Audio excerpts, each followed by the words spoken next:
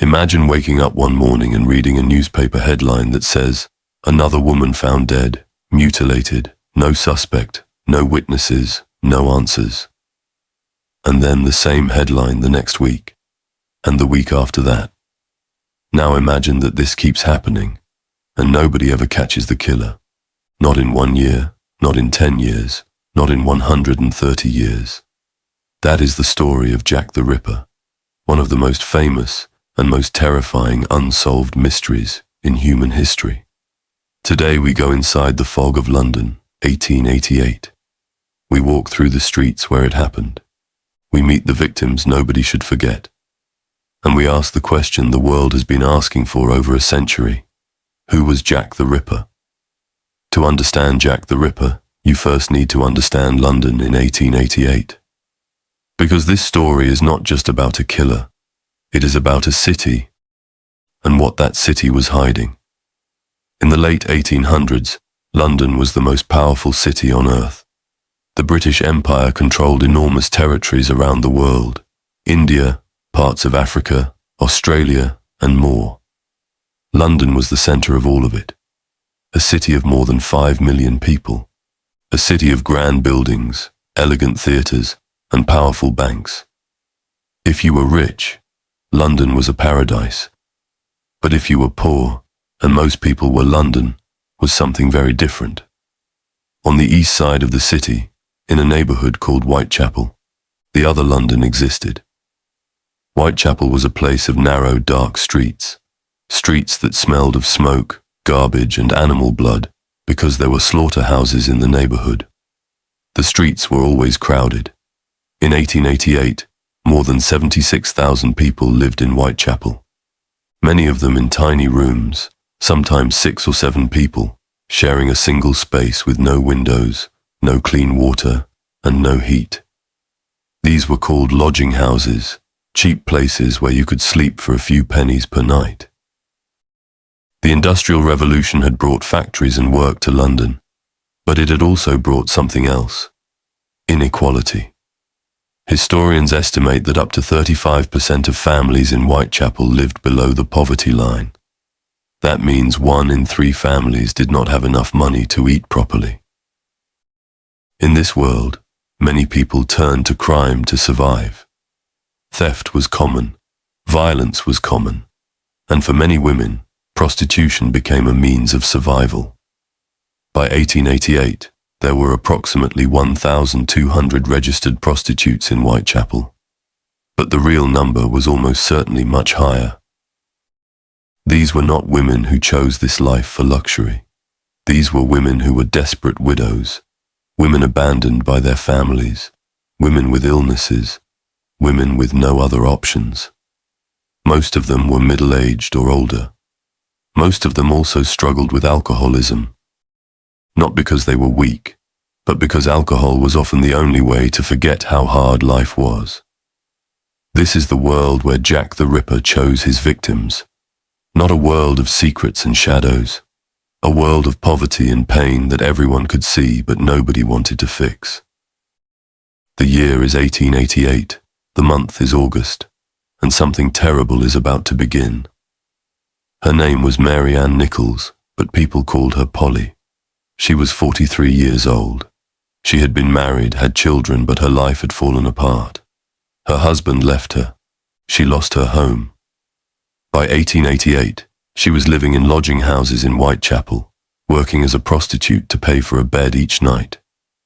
On the night of August 30th, 1888, witnesses saw Polly walking alone in the streets, visibly drunk. She reportedly said she had no money to pay for a bed. But not to worry, she would earn it before morning. Those were almost certainly some of her last words. At approximately 3:40 in the morning, a man walking to work found a body lying in a dark alley called Buck's Row. It was Polly Nichols. Her throat had been cut deeply from left to right. Her abdomen had been mutilated with several cuts. The doctor who examined her noted something strange. There was very little blood at the scene. This suggested the killer knew what they were doing. They were not panicking. They were in control. The police were disturbed, but they did not yet know this was only the beginning. Just 9 days later, on September 8th, 1888, another murder. Annie Chapman was 47 years old. Like Polly, she had known better days. She had been married, had children, but her husband had died, and she had lost everything. She was also suffering from serious health problems, caused by years of alcohol and poverty. On the night of September the 7th, Annie was seen asking friends if she could borrow money for a bed. Nobody had money to give her. She walked back into the dark streets of Whitechapel. Her body was found early the next morning in the backyard of a house on Hanbury Street. This time, the violence was worse. Her throat had been cut, like Polly, but her abdomen had been opened, and internal organs had been removed from her body. The police doctor who examined Annie made a stunning statement. He believed the killer had some knowledge of human anatomy. This meant the killer was not simply violent. They were precise, deliberate, calculated. The City of London began to feel something it had not felt before. Fear. A real, deep, spreading fear. 3 weeks passed. Then in a single night, the killer struck twice. Elizabeth Stride was 44 years old, a Swedish immigrant who had lived in London for years. She was found just after midnight with her throat cut, but without the more extreme mutilations seen in the previous cases. Many investigators believe the killer was interrupted. Perhaps someone approached, and the killer fled before finishing. Less than 1 hour later, just over a mile away, Catherine Eddowes was found dead in Mitre Square. This time, the attack was the most violent yet. Her face had been cut and disfigured. Her abdomen had been opened. Her left kidney had been removed and taken away. Near the body, written in chalk on a wall nearby, police found a strange message. It read, "The Jews are the men that will not be blamed for nothing." The police commissioner, afraid the message would cause violence against Jewish people in the neighborhood, ordered it erased before it could be photographed. This decision has been debated by historians ever since. It may have destroyed a crucial piece of evidence. That same night, the killer mailed a letter and a small package to a neighborhood watch group. Inside the package was half a kidney, preserved in wine. A note included said simply, "From hell." The writer claimed the other half of the kidney had been fried and eaten. London had never seen anything like this. The newspapers went wild. The public was gripped by terror. On the morning of November 9th, 1888, the worst was yet to come. Mary Jane Kelly was different from the other victims in one important way. She was young, only 25 years old. She also had a room, a small private space where she lived. All the other victims had been attacked outside, in the streets. Mary Jane Kelly was attacked inside her own home. Her landlord's assistant knocked on her door that morning, asking for rent. There was no answer. He looked through the window. What he saw has been described as one of the most disturbing crime scenes in recorded history. Mary Jane Kelly had been mutilated beyond recognition. Her face had been almost completely destroyed. Her internal organs had been removed and placed around her body, on the bed and furniture. The attack appeared to have lasted a long time, suggesting the killer finally had privacy and used it. After Mary Jane Kelly, the murders stopped. No more victims, no more letters, no more trace, just silence, and a mystery that has never been solved. The police investigation into the Whitechapel murders was one of the largest in British history at that time. Hundreds of officers were deployed. Thousands of people were questioned. Dozens of suspects were investigated. And yet nothing. Why did they fail? The answer tells us a lot about how different the world was in 1888. Today, a single drop of blood, a hair, a fingerprint, any of these could solve a case. In 1888, none of these techniques existed. Fingerprinting was not used by police until the 1890s after these murders. DNA analysis would not exist for another 100 years. There were no cameras in the streets, no digital records of any kind. Crime scenes were destroyed. When the bodies were found, crowds of curious people would gather immediately. They walked through the scenes, touched things, moved things. By the time detectives arrived, crucial evidence was already lost. In the case of Catherine Edwards, the chalked message on the wall was erased by police themselves before it could even be documented properly. The media made things worse. Newspapers in 1888 were sensationalist. They loved dramatic, shocking stories. The Jack the Ripper case sold enormous numbers of newspapers.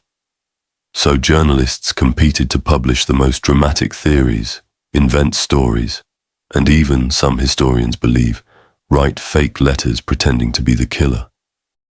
The police received thousands of letters claiming to be from the Ripper. Most were obviously fake, but it was impossible to know which ones, if any, were real. 3 letters became particularly famous. The first, known as the Dear Boss letter, was written in a casual, almost cheerful tone. It was the first document to use the name Jack the Ripper. Many experts believe this letter was written by a journalist, not the killer to sell newspapers. The second, the Saucy Jackie postcard, referenced the double murder of September 30th and was sent before the full details had been reported publicly. This suggests the writer may have had inside knowledge. The third and most disturbing was the From Hell letter. Unlike the others, it was not cheerfully written. It was strange, menacing, and barely literate, and it came with part of a human kidney. Most historians today believe only the From Hell letter might have been genuinely written by the killer, but even this is not certain. Over the past 130 years, hundreds of people have been named as possible suspects. Aaron Kosminski was a Polish Jewish barber who lived in Whitechapel in 1888. He was known to have serious mental illness. Some police reports from the time mentioned him as a strong suspect. He was eventually committed to a mental asylum in 1891, the same year the Whitechapel murders officially ended. In 2014, a researcher claimed to have found DNA evidence linking Kosminski to Catherine Edwards through a shawl found near her body. This made international headlines, but the scientific community was skeptical. The shawl had been handled by many people over 130 years. The chain of custody, the record of who had the shawl and when, was impossible to verify. The DNA results were also contested by other scientists. Today, Kosminski remains the most cited suspect, but the case against him is far from proven. Montague Druitt was an English lawyer and teacher from a wealthy family. He was found dead in the Thames River in December 1888, just weeks after the last murder. The death was ruled a suicide. One senior police official wrote privately that he believed Druitt was the killer and that his suicide explained why the murders stopped. But the evidence against him is almost entirely circumstantial. There is no physical evidence connecting him to any of the crimes, and his family and colleagues described him as a quiet, unremarkable man. Walter Sickert was a well-known British painter, active in the late 1800s. He was accused by crime writer Patricia Cornwell in a famous 2002 book. She spent millions of dollars investigating him and became absolutely convinced he was the Ripper. Cornwell pointed to his dark paintings, his fascination with violence and death, and claimed DNA from letters matched Sickert's mitochondrial DNA profile. But her theory has been heavily criticized. The DNA evidence she cited was inconclusive. Mitochondrial DNA is shared by millions of people. It cannot identify a single individual. Most historians and criminologists reject Sickert as a serious suspect. Perhaps the most dramatic theory is also the most famous, that the murders were connected to the British royal family. According to this theory, A secret marriage between a member of the royal family and a woman in Whitechapel was covered up, and the women who knew about it were silenced. This theory has inspired novels, films, and television series. It is also considered almost entirely fictional by serious researchers. There is essentially no credible evidence for it, but it shows how powerful the myth of Jack the Ripper has become, a myth that seems to demand a dramatic conspiratorial explanation. After all the theories, all the suspects, all the letters and books and films, what do we actually know? We know 5 women were murdered in Whitechapel between August and November 1888. We know the killer operated at night, in one of the most dangerous and crowded neighborhoods in London. We know the killer had some level of anatomical knowledge, or at least experience with cutting, because of the precision of certain wounds. We know the killer was never caught, never identified, never prosecuted. We know the murders stopped suddenly after Mary Jane Kelly. Why they stopped, we don't know. Did the killer die? Leave London? Get arrested for something else? Simply stop? Nobody knows. We also know something that is often forgotten in all the drama and mystery. 5 women died. Polly, Annie, Elizabeth, Catherine, Mary Jane. They were not just victims in a mystery. They were human beings, daughters, mothers, survivors who were failed not just by their killer but by the society they lived in.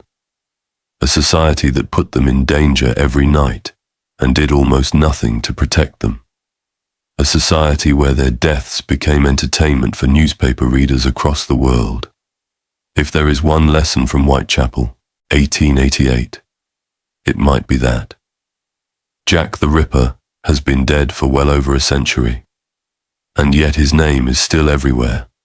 There are tours of Whitechapel that retrace his steps every single night.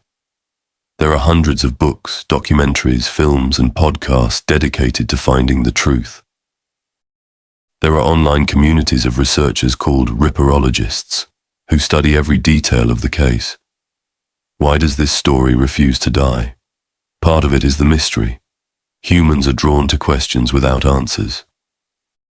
Part of it is the time period. Victorian London feels both distant and familiar, like a dark fairy tale. Part of it is the letters. Whoever wrote them created a character, a persona, a brand. The name Jack the Ripper is almost designed to be remembered. But there is also something darker at work. The case of Jack the Ripper changed how the world thinks about crime. It helped create the concept of the serial killer as a category. It showed that one person could terrorize an entire city, an entire nation. It demonstrated for the first time at this scale the power of media to shape public fear. In many ways, every true crime story told since then, every documentary, every podcast, every mystery channel exists in the shadow of Jack the Ripper, including perhaps this one. The fog over Whitechapel cleared long ago. The streets have changed, the lodging houses are gone, the city is unrecognizable. But the question remains, who was he? And after 130 years, we still don't know. That was the story of Jack the Ripper, one of history's greatest unsolved mysteries. If you made it to the end of this video, your English is getting stronger with every story you listen to. Keep going.